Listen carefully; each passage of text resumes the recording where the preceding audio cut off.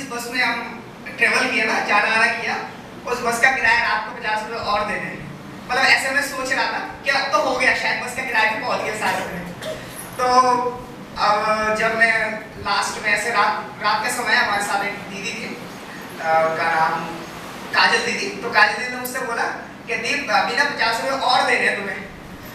तो मैं टेंशन में आ गया, मैंने कहा अब तो मेरे पास पैसा भी नहीं है। उस टाइम में मैंने अपना पर्स चेक भी नहीं किया।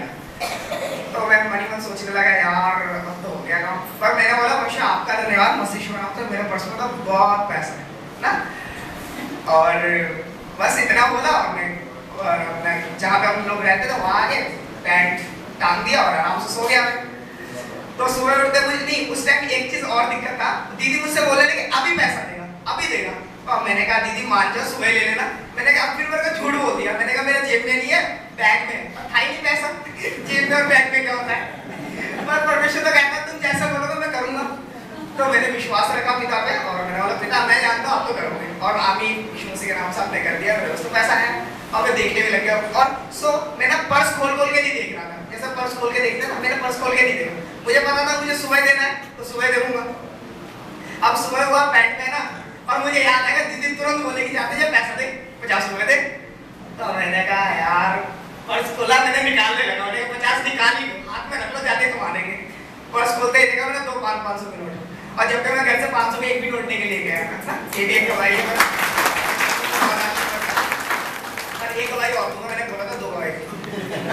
तो परमेश्वर का बहुत धन्यवाद मसीह के नाम से। देखो परमेश्वर में जैसा भी हम अपने टीचर्स के साथ रहते हैं, उत्साहित होते रहते हैं, उनके साथ हर जगह जाते रहते हैं, सीखने का मन भी रहता है ना।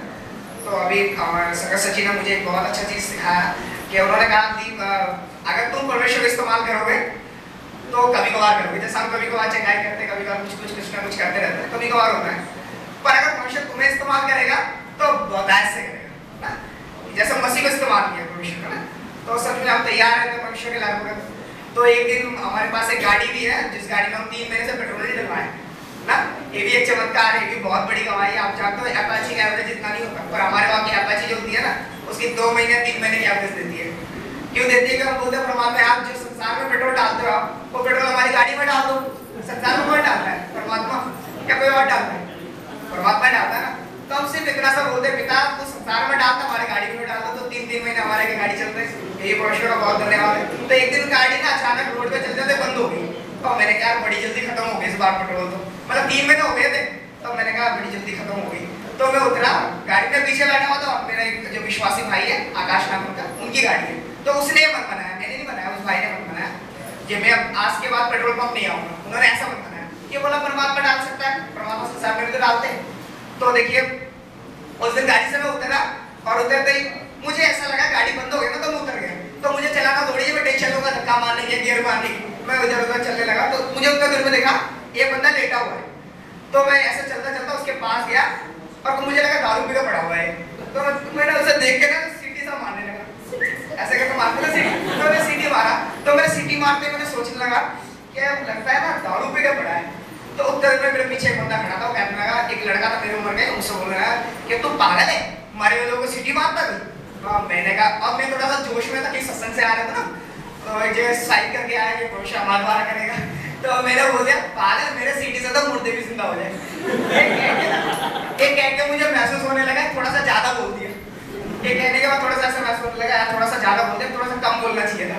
तो बोल दिया तो कुछ करना भी पड़ेगा ना, सिर्फ बोलते हो ऐसे मनुष्य का राज्य बातों में नहीं वरन सामर्थ्य में ना। तो मेरे को तो उस वक्त इतना याद नहीं था, पर इतना याद था दोबारा सीटी मारना। मैंने दोबारा सीटी मारा, उसके ऐसा हो गया ऐसा मेरे को एकदम आंख खुल गई। वो पीछे वाला लड़का खड़ा तो तब मेरा गाड़ी स्टार्ट हो गया, देखो चल दिया। तो भविष्य कहता मैं तुझे इस्तेमाल करूंगा ना। हमें ऐसे अपने आप को ऐसे मनुष्य का आत्मा सौंप दे रहा है, पिता तू मुझे इस्तेमाल कर ना। और बहुत धन्यवाद। और सचमुच एक चीज और बताऊंगा, जब मैं पंजाब में अभी गया था तो मैं बहुत उत्साहित हूँ कि म्यूजिक फेस्टिवल से।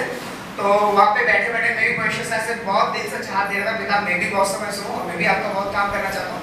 काम तो है पर मैं जिस हिसाब से चाहता हूँ बचपन से जिस हिसाब से सपना देखा उस हिसाब से नहीं है। तो मैंने तो शुरुआत से ही सपने देखे ना। हमारे टीचर जो आशीष जी थे वो बहुत बोलते थे करोड़ों में लीडर चाहिए ऐसा रखूंगा। तो मैं भी मन रखता था। अब 100 250 से तो कुछ नहीं होते थे, पर पंजाब में जाकर मैंने पहली बार ऐसा जहाँ देखा जो 800 में करीब 1000 लोग थे।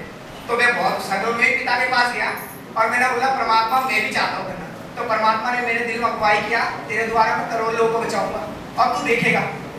और एक चीज और बोला, मैंने कहा परमात्मा कब होगा ये भी पूछ लेता हूँ, नहीं होगा फिर लंबा सपना हो जाता है ना। परमात्मा ने कहा इस साल होगा। तो मैं सुसमाचार से नहीं लग जाता, ये परमात्मा ने मेरे दिल में कहा और मैं इस बात से शर्म नहीं खाता। जैसे आप कई लोगों के दिल में डालते ना तो शर्माते हैं, मैं नहीं शर्माता, मैं जानता हूँ परमात्मा बोलते तो कर भी सकते। तो यीशु मसीह के नाम से आमीन। और मैं जानता हूँ ये चीज हो चुका है, आमीन।